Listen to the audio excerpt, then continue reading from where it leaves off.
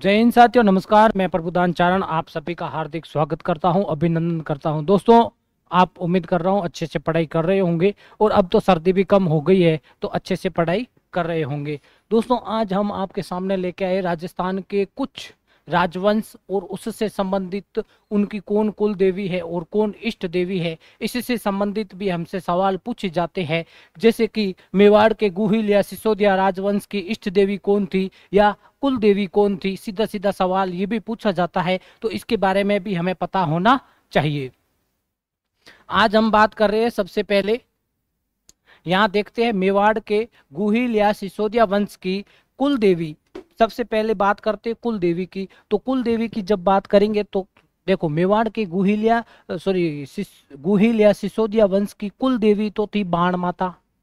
कौन है? बाण माता। और पूछे कि इष्ट देवी कौन है, तो वो भी बाण माता ही है, ध्यान रखना है। ठीक है, बाण माता का मंदिर चित्तौड़दुर्ग में बना हुआ है ना। तो वो बाण माता मेवाड़ के गुहिल राजवंश या सिसोदिया राजवंश की कुल देवी थी। कुल देवी भी थी और इष्ट देवी भी थी, विशेष तौर पे हमें ध्यान रखना है। अब यहाँ अपने सामने एक आता है इष्ट देवी और एक आता है कुल देवी। दोनों में अंतर क्या होता है? कुल का मतलब होता है हमारी पीढ़ी दर पीढ़ी उसको पूजते आ रहे हैं, उसको मानते आ रहे हैं, उसकी धावना करते आ रहे हैं, उसके प्रति आस्था रखते हुए आ रहे हैं। और इष्ट देवी का मतलब है कि जैसे मैं अब आज से अपनी इष्ट देवी किसी और देवी को मानूं और मेरा आने वाला वंश उसको माने या ना माने, ये कोई जरूरी नहीं है। तो ये कुल देवी और इष्ट देवी में अंतर होता है।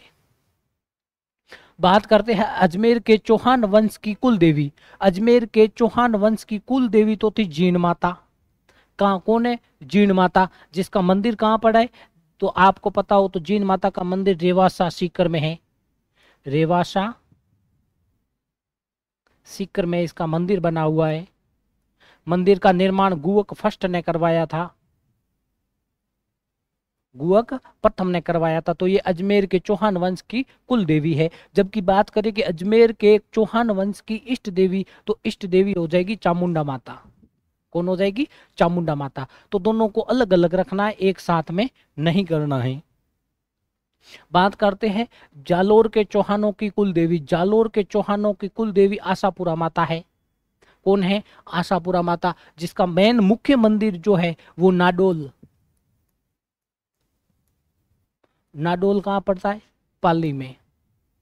यहाँ पर मुख्य मंदिर बना हुआ है आशापुरा माता का। और अगर पूछे कि जालोर के चौहानों की इष्ट देवी कौन थी, तो वो भी ये आशापुरा माता ही थे।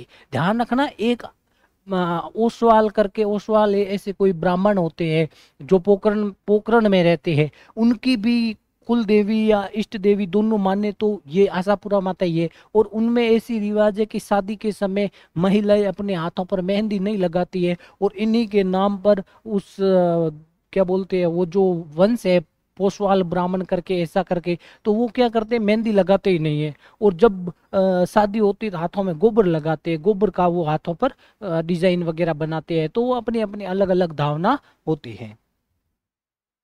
बात करते हैं करौली के यादव यादव वंश था, उनकी कुल देवी कौन थी? उनकी कुल देवी थी केला देवी। कौन थी? केला देवी। और पूछे कि इष्ट देवी कौन थी, तो इष्ट देवी भी केला देवी थी। ध्यान रखना, ये दोनों अलग अलग रखना है। इष्ट देवी और कुल देवी में विशेष तौर पे अपने को ध्यान रखना है। बात करते जोधपुर के राठौड़ वंश की कुल देवी व इष्ट देवी। तो कुल देवी की बात करेंगे तो नागनेची माता है। ध्यान रखना, नागनेची माता के स्थान पर चक्रेश्वरी माता भी आ सकता है। चक्रेश्वरी चक्रेश्वरी माता भी आ सकता है। ध्यान रखना, नागनेची माता को ही चक्रेश्वरी माता कहते हैं, विशेष तौर पे ध्यान देना। और ये जो नागनेची माता की मूर्ति है, ये लेके आया था धूहड़। धूहड़ ये राठौड़ों का एक मतलब राजा था, वो कर्नाटक से लेके आया था। कहां से लाया था? कर्नाटक से। ध्यान रखना, पूछे कि इसका वर्तमान मुख्य मंदिर कहाँ है, तो है नगाना गांव। नगाना नगाना कहाँ पड़ता है? बालोतरा में। पहले ये कहाँ था? बाड़मेर में। अब कहाँ है? बालोतरा में है। तो ये चीजें अपने को ध्यान रखनी है। और बात करें कि जोधपुर के राठौड़ राजवंश की इष्ट देवी कौन है, तो इष्ट देवी हो जाएगी चामुंडा माता।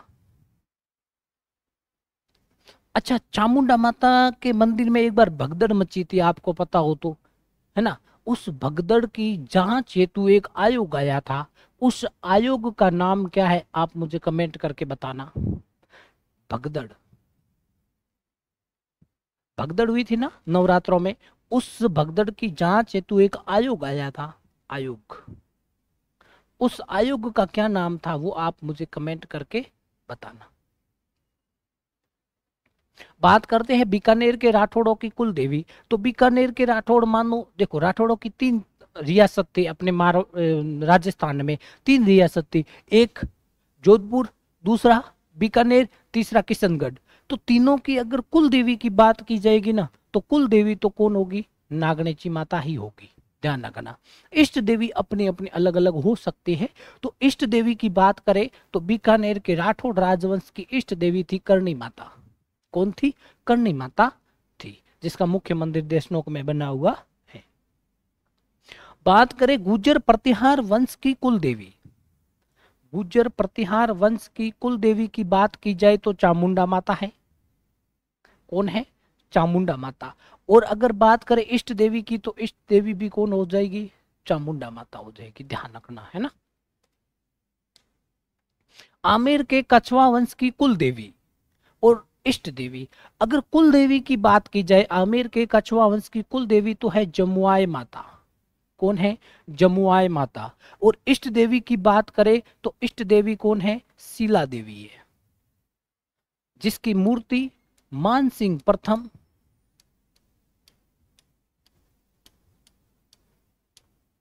मानसिंह प्रथम लेके आया था, मानसिंह प्रथम लेकर आया था, ठीक है। तो दोस्तों ये तो राजस्थान के प्रमुख राजवंश, उनकी कुल देवी और इष्ट देवी थी। उम्मीद करता हूँ यहाँ तक आपको समझ में आया होगा, समझ में आने वाली कोई बात ही नहीं थी। आपको ये वीडियो अच्छा लगा होगा, और अच्छा लगा है तो लाइक शेयर सब्सक्राइब में अपने को शर्म नहीं करनी है। आपकी अंतरात्मा नहीं कहती है कि इनको लाइक कर दूँ, शेयर कर दूँ, सब्सक्राइब कर दूँ, अंतरात्मा कहती है। परंतु वो क्या है ना कि एक मन में फिर ये विचार आता है कि नहीं यार, जाने दो, छोड़ो, ऐसे बहुत सारे लोग होंगे, बहुत सारे लोग हैं, परंतु ये ऐसी चीजें 5-5 7-7 मिनट में कोई नहीं करवाता है, कोई अपना टाइम खराब नहीं करता है।